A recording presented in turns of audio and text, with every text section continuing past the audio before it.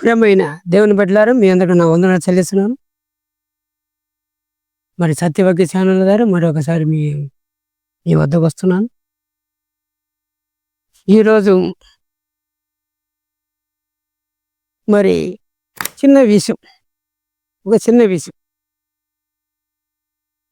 మా ఫ్రెండ్ ఉన్నాడు. మా ఫ్రెండ్‌తో మా ఫ్రెండు ఆయన ఒక సంఘానికి పోతాడు. నేను ఒక సంఘానికి పోతాను. మేమిద్దరం ఫ్రెండ్సే. నేను చర్చ్ ఆఫ్ క్రైస్ట్‌లోను, ఆయన డైనామినేషన్‌లోను. ఒకరోజు మా ఇద్దరికి కొన్ని విషయాలు జరిగినాయి. నేను మా ఫ్రెండ్‌తో అడిగిన, బ్రదర్ మరి చెన్నై నుంచి మరి దర్శి ప్రాంతానికి కూటానికి మీటింగ్‌లకి పోతున్నావు, ఆరాధన అని చెప్పి పోతున్నావే, మంగళవారం పోతున్నావు కదా, మరి ఆరాధన అనేది చేస్తున్నావే, ఆదివారము ప్రభు బలి ఉంటేనే ఆరాధన, మంగళవారం ఆరాధన ఏది బ్రదర్ అని అడిగితే, నీకు తెలదులే, మా పాస్టర్ చెప్పాడు ఆయన అంటాడు. కాదు, మంగళవారం నేను ప్రతి మంగళవారం పోతా, నెలకి రెండు మంగళవారం 3 మంగళవారాలు పోతుంటే దేనికంటే అక్కడికి పోతే ససలు వరాలు అన్నీ జరుగుతాయి, అందుకని నేను అంత దూరం నేను పోతున్నాను అన్నట్టు. అయ్యా అడిగి, నువ్వు అంత దూరం ప్రయాసపడి పోతాడు, చెన్నై పట్టణం నుంచి దర్శి ప్రాంతానికి నీ ప్రయాసపడిపోతుంది, నువ్వు పోయేకంతా 5,000 అవుతుంది, 2,000 3,000 అవుతుంది. మరి నువ్వు అంత దూరము పోతున్నావు, నీకేమి మేలు జరిగింది? ఆ మేలు ఇక్కడనే జరుగుద్ది కదా నీకు, ఇక్కడ ఇన్ని సంఘాలు ఉండయి, నీ ఇష్టమైన దగ్గరికి నువ్వు పోవచ్చు కదా. నన్ను అడిగాడు, మీరు దెయ్యాలు భూతాలు ఎలగొడుతున్నాడు, నన్ను అడిగాడు. మా కాడ దెయ్యాలు భూతాలు ఎలగొట్ట మా కాడ ఉండవు అసలు చెప్పేసి, అవి మా దగ్గర ఉండవు. ఎప్పుడైనా సరే ఇల్లు శుద్ధంగా ఉంటే పురుగు పుట్ట రాదు, ఇల్లు శుద్ధం లేకపోతే పురుగు పుట్ట వస్తుంది. ఇక్కడ శుద్ధం ఉంది కాబట్టి మా దగ్గరికి ఏమి రావు. మాకు ఇన్ని మా ప్రభువు మాకు నేర్పించింది ఏంటంటే, ఆయన నిత్యజీవం ఇస్తానని అపోస్తుల ద్వారా ఇచ్చాడు. అపోస్తులకి వాళ్ళకి ఇవ్వాల్సి వచ్చింది, అద్భుత కార్యాలు వాళ్ళు చేశారు, వాళ్ళు ఇవ్వాల్సి వచ్చింది చేశారు.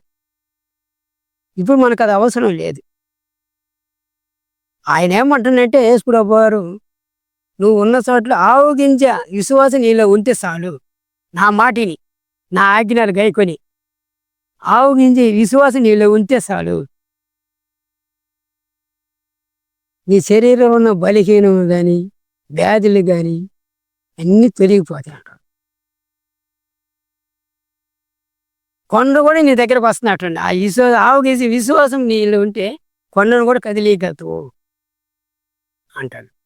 చాలు, మనం అంత దూరం పోయేది కంటే కూడా ప్రభువు దగ్గర నీకు ఇన్ని సంఘాలు ఉండే, ఇక్కడ ఉండొచ్చు కదంటే ఆయన టెన్షన్ అవి మా బెదరే. ఏమి ఎవరు ఇంత టెన్షన్ అవుతాయంటే, సరే నీ ఇష్టం, నీకు అంత దూరం పోతున్నావు. ఇప్పుడు దిఢీల్లో ఏదైనా ఒళ్ళు బాగాలేకపోతే దిఢీలు నీకోసం ఎవరు వస్తారా? అక్కడి నుంచి ఎవరు వస్తారా?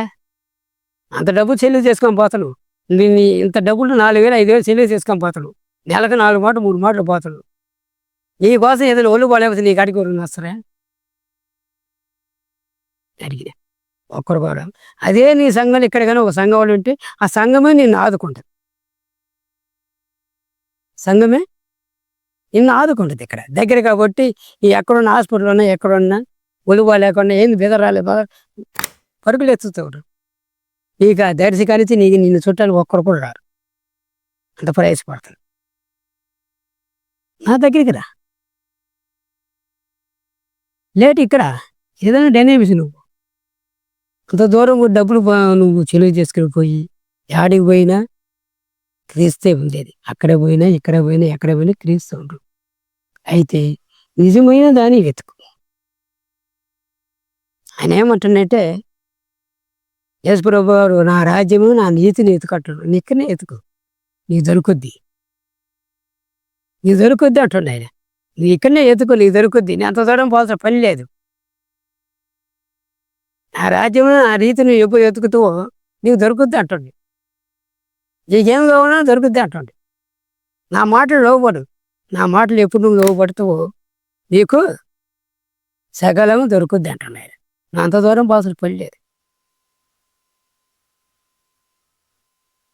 కాబట్టి నాకు ఆయనకి ఒక వాదం ఒక జరుగుతూ ఉంది అన్నప్పుడు ఆయన టెన్షన్ అయ్యాడు. టెన్షన్ అయ్యి నీకు తెలియదులే బెదరా, నేను నాకు అలవాటు అయిపోయింది, నేను దర్శికి పోతానే అన్నాడు. సరే నీ ఇష్టం, నీ ఇష్టం అని చెప్పిన, నీ ఇష్టం అని చెప్పిన. నాతో వస్తే నిత్యజీవం దొరుకుద్ది. మీరు అక్కడ ఎంత దూరం పోయి ఎంత చేసినా కూడా ప్రయోజనం లేదు. మంగళవారం ఆరాధన కాదు, మంగళవారం ఆదివారం మీద ఆరాధన అంటాడు. మంగళవారం ఆరాధన అన్నాడు. అది ఇచ్చేవాడా, ఏం తెలుసు, నీకు చెప్తే ఏనావు చెప్పిన. నువ్వు ఎంత చెప్పినా ఆ మనిషి వింటాంలే. సరే నీ ఇష్టం, దీనిపైన మనం ఏం చెప్పలేం. నా బాధ్యత నేను చెప్పిన.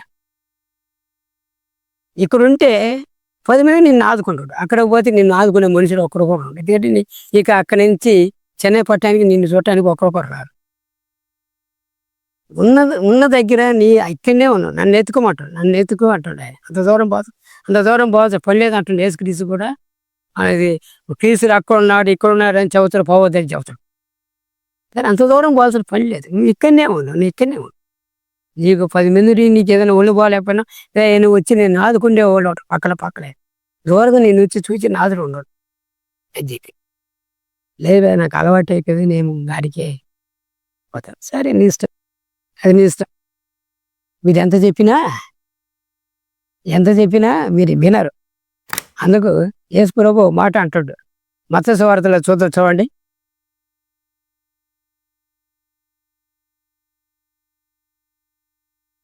మత్తయి సువార్త 19వ అధ్యాయము 30వ వచనం చూడండి. ఆ మాటకి ఆ వెదరికి ఆ మాట నేను చెబుతాను చూడండి. మొదటి వారు అనేకులు కర్రబడ్డవారు అవుదురు, కడబడ్డవారు మొదటి వారు అవుదురు. ఈయన క్లియర్గా ఇచ్చేసిండు. వీళ్ళు ఎంత చెప్పినా ఇంక వినరు. వీళ్ళు ఏంటంటే ఓ స్వభావం అంతదా. అందుకు ఆయన అంటాడు, మొదటి వారు ఎవరు చెప్పినా వినరు. ఆయన రాకర్లో వచ్చేటప్పుడు వెనక వచ్చేవాడు వింటుడు, ముందుకు వచ్చేస్తాడంట. ముందు ఉన్నవాడు వెనక్కిపోయేస్తాడంట. ఇది స్వయంగా యేసు ప్రభువు వారు చెప్పిన మాట. వినరు వాళ్ళు, ఎంత చెప్పినా కూడా వాళ్ళు వినరు. మొదటివాడు కడబడ్డవాడు అవుతాడు, కడబడ్డవాడు మొదటివాడు అవుతాడు. అంటే వెనక వచ్చే ముందు ఆలోచించి క్రీస్తుని అంగీకరిస్తాడు. మొదట ఉన్నవారు అంగీకరించరు, ఎందుకంటే వాళ్ళు ఎంత చెప్పినా వాళ్ళు వినరు. మొదట వచ్చిన వాళ్ళందరూ ఎవరు కూడా వినరు.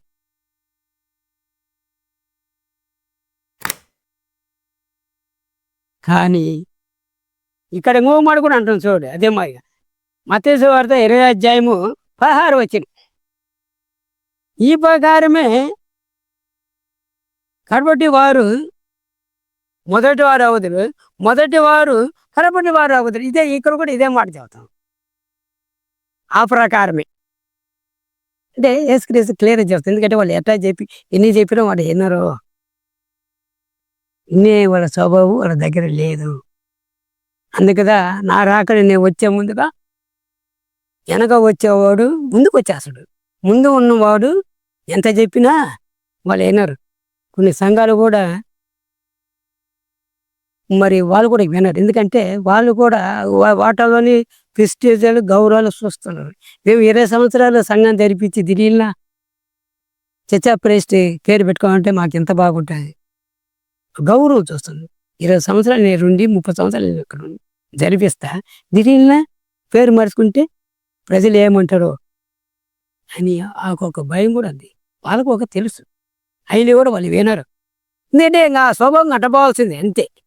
వాళ్ళు లాస్ట్ వరకు క్రీస్తు వచ్చి చెప్పినా కూడా, వాళ్ళు ఎదురు వచ్చి చెప్పినా కూడా సరే వాళ్ళు విని మనుషులు కాదు. ఆ వెదర్ ఎట్లా మన సహోదరుడు నా ఫ్రెండ్ వినలేదు, వీళ్ళు కూడా వినరు. ఏదో వాక్యం చెప్పుకుంటూ పోతూ ఉండాలి అంతే. కాలం కాలం గడుచుకుంటూ పోవాలి అంతే. ఆయన రాజ్యం, ఆ నీతిని ఎతికేదానికి ప్రయాసపడిన అంటారు. గెలిచినా కూడా వాళ్ళు రాలేరు, ఎందుకంటే వాళ్ళు రాలేరు. వాళ్ళు దాంట్లో ఆ ముసుగులో పడిపోయారు.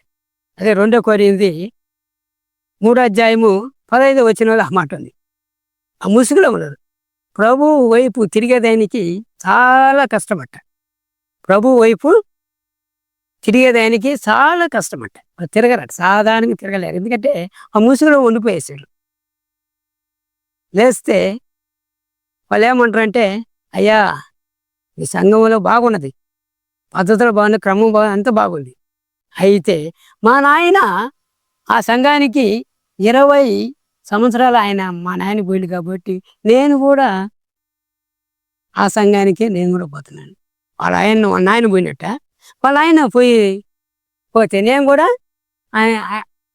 ఆ ప్రకారమే నేను కూడా ఆ సంఘానికి పోతున్నాను. ఇప్పుడు నీకు సత్యం తెలుసు కదా బ్రదర్ అని అడిగితే, సత్యం తెలుస్తుంది క్లియర్గా, మాకు అర్థమవుతుంది.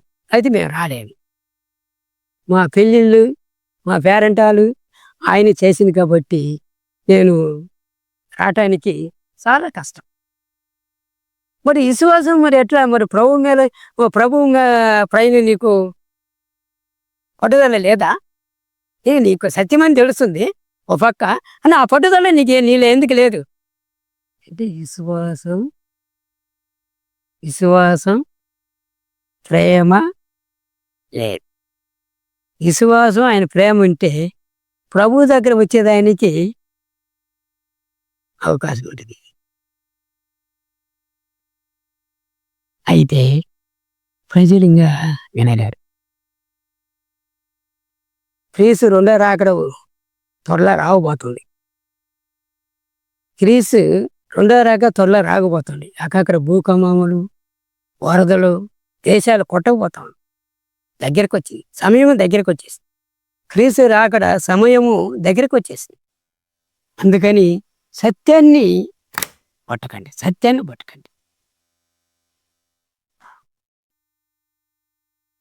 అపోస్తలుల యొక్క బోధ సత్యం, బహు లోతుగా ఉన్నట్టుండే. ప్రసంగి 7:24 ఆ మాట ఉంది. సత్యము బాగా లోతుగా ఉందంటారు. ఇవన్నీ వచ్చేందంటే సుడిగాలి మాదిరిగా. సుడిగాలి ఎట్లా వస్తుంది, సర్రం లేస్తుంది. సుడిగాలి ఎట్లా వస్తుంది, సుడిగాలి అట్లనే లేచి సర్రని అట్లే దిగిపోద్ది. అయితే సత్యము ఎప్పుడు నారములుగానే పోతుంది, స్పీడ్ అంతా పోతుంది, నారములు పోతుంది. అబద్ధము స్పీడ్ పోద్ది. అబద్ధం ఏం చేస్తుందంటే 90% స్పీడ్లో పోద్ది. సత్యం వచ్చి 10% జరుగుతుంటుంది అంతే. అయితే ఆ సత్యమే రేపు వెనకాల రోజున క్రీస్తు రాకడికి ఆ సత్యం నిలబడాలి. ఇది అబద్ధము సుడిగాలి లాంటిది. సుడిగాలి ఎట్లా సర్రం లేస్తుంది ఒకేసారి, మనిషి అట్ట బయట వస్తుంది, గాలి సప్పుడు దిగిపోద్ది. అలాంటిది ఇది అనే సత్యము. ఎప్పుడు ఒకే గాలి నారములు పోతాడు, ఒకే గాలి నారములు పోతాడు అన్నమాట సత్యం. అదనమాట సత్యం. ఈయన చేద్దంటే చుడిగాలి మారికి ఎప్పుడు ముస్సులు లేకపోతే అట్నే దిగిపోద్ది. కాబట్టి మనం ఆయన రాకడ త్వరలో రాబోతుంది కనుక ఆయన సిద్ధంగా ఉండండి. ప్రభువారు వైపును మనం తిరుగుతాము, ఇందాం. అందుకని ఓ మాట కూడా ఉంది, ఓ మాట కూడా అంటాను చూడండి.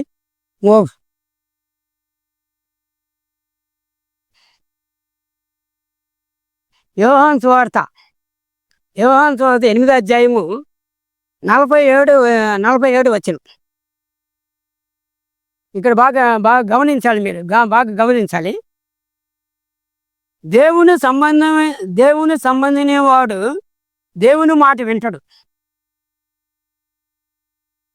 మాట విను. మీరు దేవుని సంబంధులు కారు కనుకనే అనకనే మీరు వినరు అని చెప్పింది. ఇక్కడ ఎంత ఈడ ఈడ కూడా క్లియర్గా చెప్పేస్తున్నాడు యేసు ప్రభు. దేవుని సంబంధమైన వాడు దేవుని మాట వినును. మీరు దేవుని సంబంధాలు కారు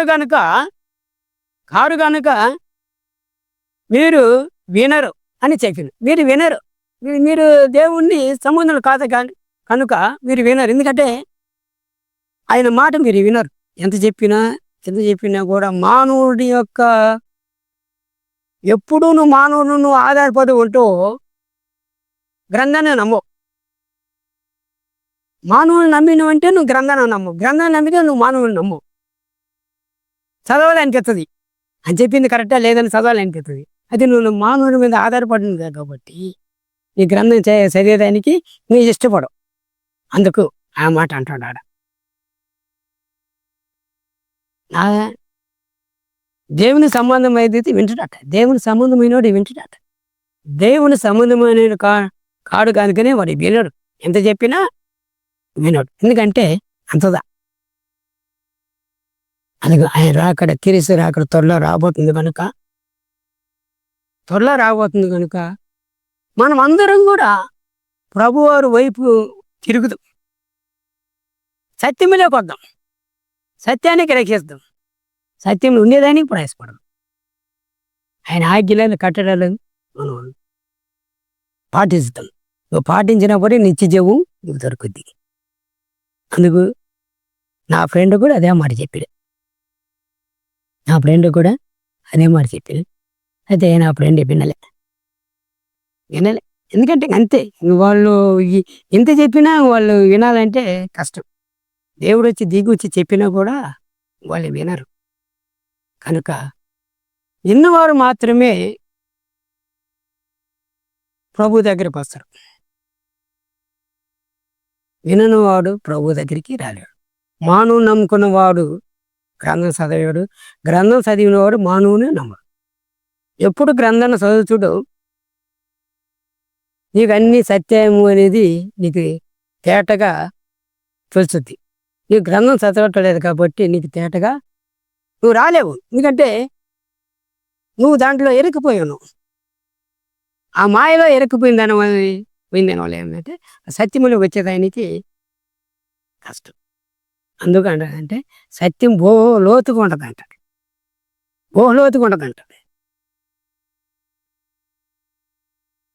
ఒక బావి ఉంది. బావి చూసినప్పుడు చేప ఉంటుంది, కప్ప ఉంటుంది. ఆ బావిలో ఉన్న లోతు చేపకు తెలుసు. బావిలో ఉన్న లోతు ఎవరికి తెలుసుద్ది? చేపకు తెలుసు. అనే కప్పకు తెలుసా? కప్పకి తెలియదు. కప్ప ఏం చేస్తా అంటే ఈ పక్క నుంచి ఆ పక్కకి, ఆ పక్క నుంచి ఈ పక్కకి, ఆ పక్క ఆ దడి ఈ దడికి ఇది దడిగా తిరుగుతుంటుంది. కానీ దానికి సత్యం తెలియదు. ఎందుకంటే దానికి అడుగు పోలేదు కదా. కప్ప అడుగు పోలేదు. చేప పూటులో పోయి ఉంటుంది. పూడు దాంట్లో పోయి నివసిస్తుంది. లోతు చేపకు తెలుసు, కప్పకు తెలియదు. మనం చేపలాంటి మార్గం ఉండాలి. ఎట్లా ఉండాలి? కప్పలాంటి మార్గం ఉండకూడదు. చేపలాంటి మార్గం మనం ఉండాలి. సత్యాన్ని ఎరిగేదానికి ప్రయాసపడాలి. ఎందుకంటే క్రీస్తు రాకడ కూడా త్వరలో వస్తుంది కనుక అక్కడ భూకంపములు వరదలు వచ్చి ఊరు నాశనం పోతాయి. కాబట్టి మనం ఎంత త్వరలో మన ప్రభువాన్ని వైపు మనం తిరుగుతామో మనకు మేలు. ఆయన రాకడలో మనల్ని ఎత్తబడు, మనల్ని తీసుకుపోయేదానికి ఆయన సిద్ధముగా ఉన్నాడు. మనం విందాం ఆయన మాట. మానవుని మాట కంటే కూడా గ్రంథం మాట విందాం. కాబట్టి ఇంతవరకు మీ అందరికీ వందనాలు చెల్లించుకుంటూ సత్యవాక్య ఛానళ్ళ ద్వారా మరొకసారి మీ వద్దకి తిరిగి నేను మళ్ళీ వస్తాను. మీ అందరికీ నా వందనాలు.